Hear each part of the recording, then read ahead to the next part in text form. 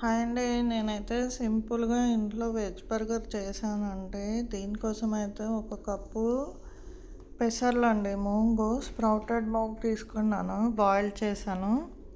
దీనికి కొంచెం ginger garlic paste, ఒక క్యారెట్ పీల్ చేసి గ్రేట్ చేసుకున్నాను, గ్రీన్ పీసు, క్యాప్సికము, మీరు కావాలంటే ఏదైనా వెజ్జీస్ వేసుకోవచ్చు. కొంచెం రైస్ వేసాను, ఒక పెద్దది పొటాటో బాయిల్ చేసి మ్యాష్ చేశాను, రెడ్ చిల్లీ పౌడరు,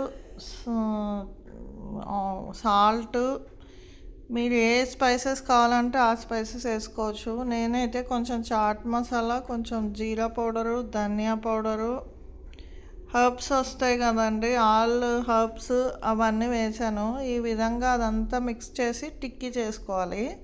దీన్ని బ్రెడ్ క్రమ్స్లో డిప్ చేసి అటు ఇటు సైడ్ కొంచెం బాగా రోస్ట్ అయ్యేదాకా కాల్చండి.